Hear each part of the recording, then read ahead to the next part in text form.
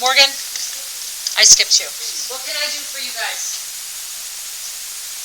Alex, what do you got for me? So instead of down per hour. Write it as a rate.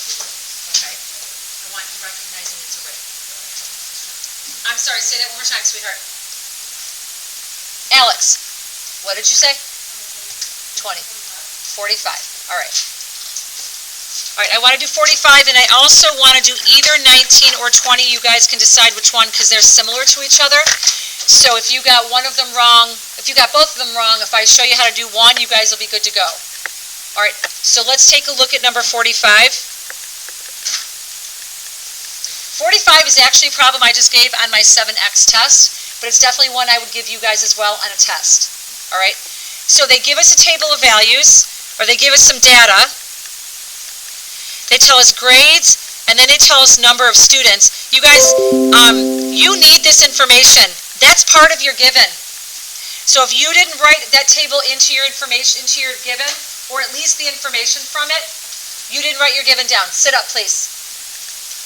All right, so you're all looking at number 45. If you don't have it, because a lot of you skipped it, you're doing it now. If you didn't have it right, you're doing it now. All right, so they tell us in kindergarten, we don't know the number of students. They tell us in grades 1 through 8, we know that there are 32 million students, because that second column is number of students in the million, so this is 32 million students. And then my 9 through 12 is going to be 16 million students. Okay, so then they say to us, the number of students in grades 1 through 8 is 4 times the number of students in kindergarten. You need that sentence. How many of you guys recognize that sentence as your game plan sentence? So you needed that sentence. Here is my is. The fact that they gave us that sentence means I don't need to worry about parts equal to your whole, because that is our sentence. That is our equation. So on the left-hand side, what comes before the is the number of students 1 through 8 equals. All right, well, what is the other side from a math perspective? What does the other side of my equal sign say? Come on. What does the other side of my equal sign say from a math perspective? What does this tell me that I need to do? Come on, all of you should know how to do this. The number of students in 8th grade, 1 through 8, is 4 times the number of students in kindergarten. What does this say mathematically? Evan? Say that again. Excellent. It's 4 times the number of kindergartners. There's my game plan.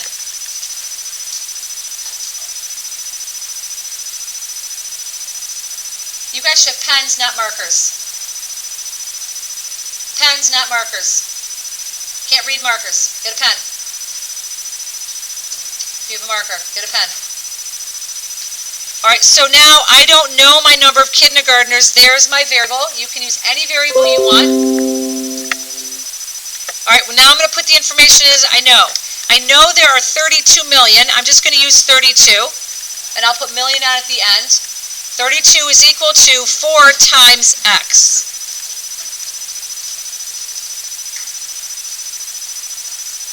All right, so now I'm just going to divide each side by 4. Please use a fraction bar for division. This does not indicate division. Everyone look up at the board. This does not indicate division. There's no operation going on there at all.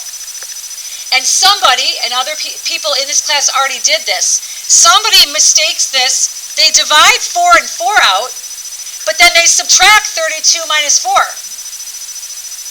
Because they're not showing division. They know they've got to divide this, but they forget they have to divide that. You have to use a fraction bar for division to indicate division. I will mark you down if you're not. That's the only way I can force everyone to do it. So when I'm done, x is equal to 8. So that means I have 8 kindergarten students.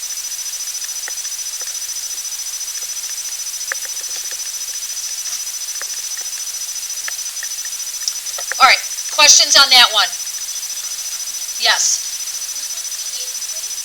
Thank you, 8 million. Thank you. That's exactly right. Thank you for thinking about that. Yep. All right, 19 or 20? Who wants 19? Who wants 20? All right, let's take a look at 20. All right, whatever I do for 20, use it for 19 because they're pretty similar with each other. All right, so it says Raul saved $15 each month. All right, so we save $15 per month. What kind of number is that? Write it as this way. It is $15 each month, but I want you to write it like that. What kind of number is that? Jacob? That's a rate. We are always going to multiply with a rate. Dollars per month. What information do I know I have to multiply the dollars per month that I save by? Well, think about it. I save $15 per 1 month. What information am I going to multiply that by to figure out how much total money I'm going to save? Oh, I'm not moving on until you guys figure this out. Talk to someone sitting by you. I'm saving $15 per month. How do I figure out how much money I'm saving?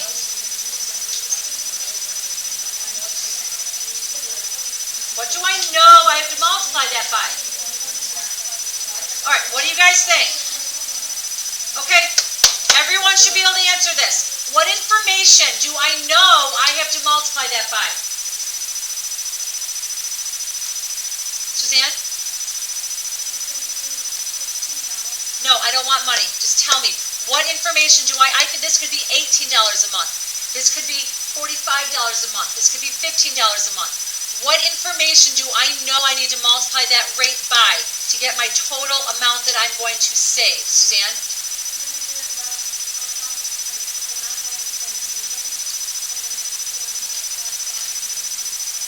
Excellent. That's exactly right. I have to multiply this by my number of months. It's whatever that denominator information is. That's what you're always multiplying by. Nice job. That's what you're always multiplying by. That is your parts. Always. So now let's look at what else they give us. It says, at this rate, how many months will it take? Will he take to save $135? So we have a total $135 to save. How many months? Well, I've already knowing that I have a rate, I've already figured out our parts. So when I talk about parts equal to our whole, if you notice there's not one of those math sentences for us to use. So I have to think parts equal to my whole.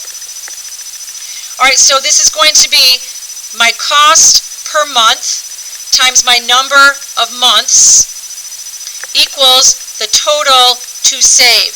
Please write that as a rate, dollars per month. So I'm going to end up with 15, let's use M for months, times M is equal to 135, and then you would solve that. All right, you guys cool? I have one thing to show you today that's new, so get your notes out. And I know you guys are going to catch on to this very easily, I promise. Come on, hustle, hustle.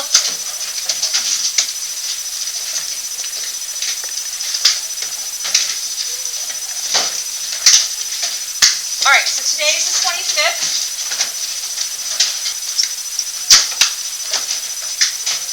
We are still in Chapter 2, Section 6, so 2.6 continued. So we're going to be, we will learn to solve one-step equations.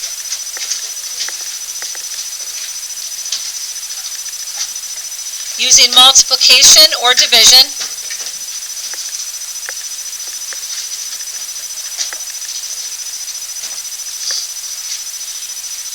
Okay. So if I was to do a very quick review here, because I want you guys knowing where we've been to figure out where we're going to, this new stuff. So if I have 3 times x equals 9, we are multiplying our x times 3.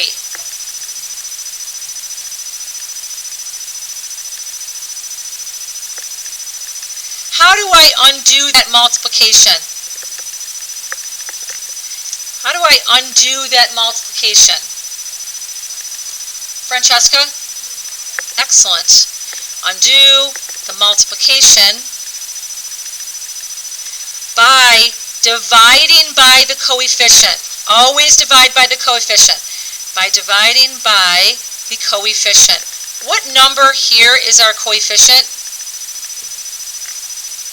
Annika?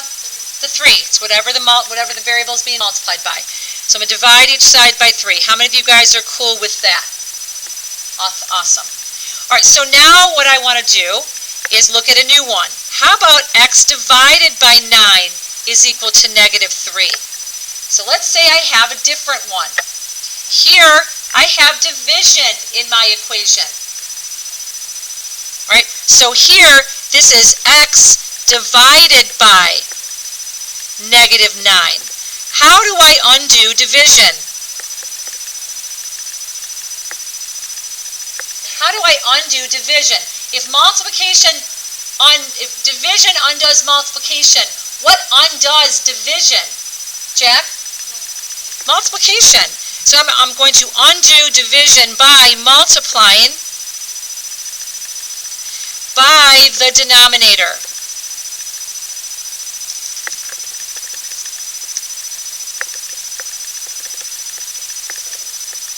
All right, so let me show you what I mean by that. I have x divided by negative 9 equals a negative 3. So what I want you guys doing is I want you showing, well, I'm going to multiply x over 1/9, or x over negative 9 by a negative 9 over 1. And I'm going to multiply the other side by negative 9 as well. I'd like you to write this as a fraction, negative 9 over 1, so you can see that I divide out common factors here, DOCF, to get my 1x. And negative 3 times negative 9 is a positive 27. I'm going to give you one more to do on your own. All right, and then we'll be all good. So I have negative 30 is equal to t over 20. Please use the one we just did as your guide for the work that I want to see.